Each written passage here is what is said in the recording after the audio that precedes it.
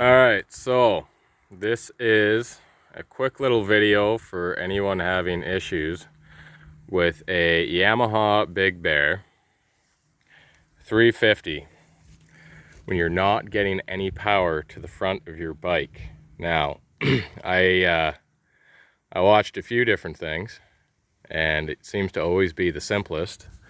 So I started out by changing my rectifier. I also changed my battery because the bike had sat for so long with that battery in it. I thought maybe the cells could be dead, and I tested it and it didn't have any juice either, so I guess regardless it needed that. I also got an aftermarket main fuse and tested that, and I had power coming out of the fuse, and then for whatever reason I still couldn't get power to the front of the bike, and I started to think that maybe it was the CDI, which aren't cheap.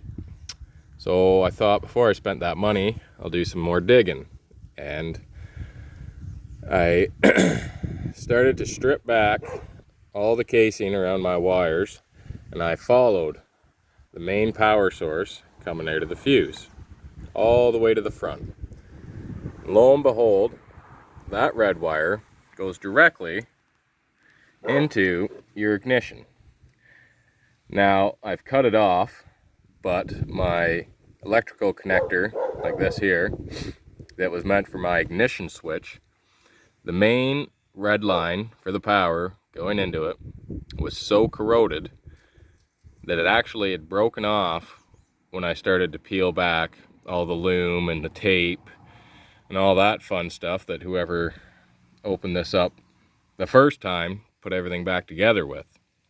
Now, I've ordered a new switch. It'll be in tomorrow, but in the meantime, I wired up the old one just to make sure and that it was completely, buggered, because the actual key and the contacts within here, they're just not making proper contact. So the power's getting to it, but it won't send it back out.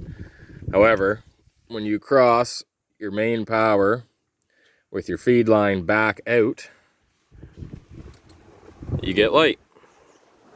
And it's kind of hard to do it while I'm holding everything here, but I also tested to make sure it would fire, and it did. And the lights work. And yeah.